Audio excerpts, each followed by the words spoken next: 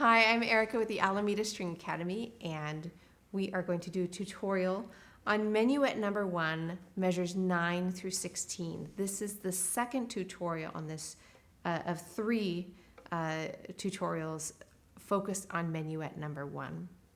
The first tutorial is focused on the first 8 measures.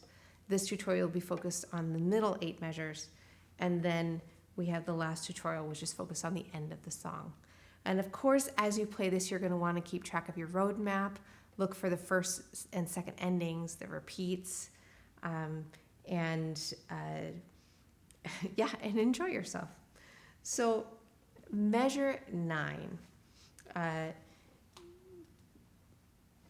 is another spot where, just like in the first section, we had an opportunity to practice placing our 4th finger kind of out of the blue, all by itself. In the first, in measure 5 and 6, we practiced putting our 4th finger down on a different string than the rest of our previous fingers had been. We had our 3rd finger on the D string, and then after that we placed our 4th finger by itself on the A.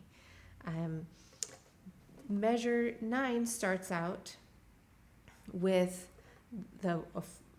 everything on the A string, but we're going to play a 1 on the A, the B, and then the 4th finger after that on the A string. So we're just going to want to kind of keep in mind that our place, keep in mind the shape that we want to be looking for with our 4th finger, nice and round, landing on the tip of the finger.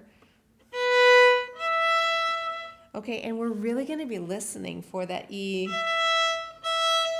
to really match our open E string. When our 4th fingers are in tune, they're going to make the violin ring sympathetically. We're listening for the ring, and that can be really helpful to know if you're on track. So one way to kind of eyeball it and look for it is when we're counting up. Our 4th finger is going to be a whole step above our 3rd finger, which means that there's really space for a whole nother finger in between. So there's a nice big space there. And then we're listening for the ring.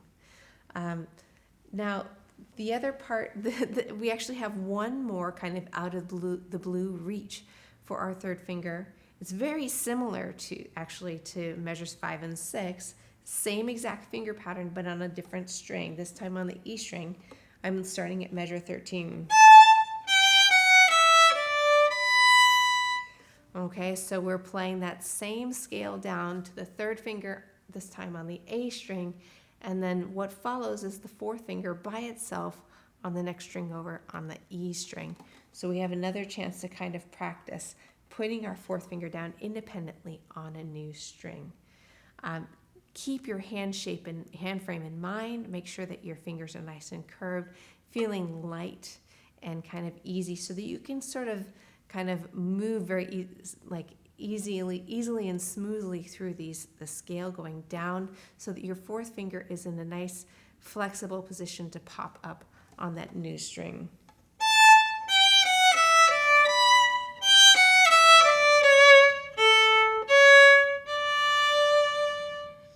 Okay, and what follows here is what I like to call the 2nd finger dance.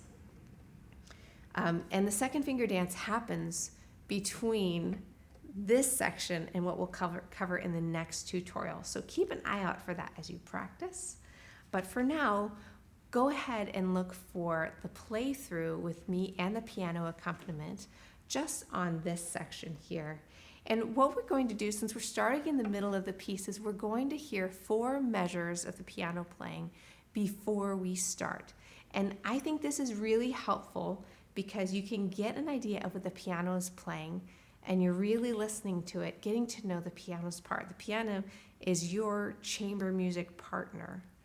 And so we really want to know what they're doing and how our part fits in.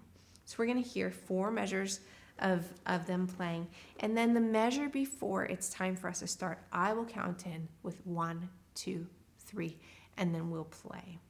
I encourage you to play with me and put this track on repeat. Keep an eye on the time the starting time for that playthrough, so that you can just kind of go back to the beginning of that and play with me again and again, as many times as you need to, in order to get the hang of the piece and how our part fits in with the piano part.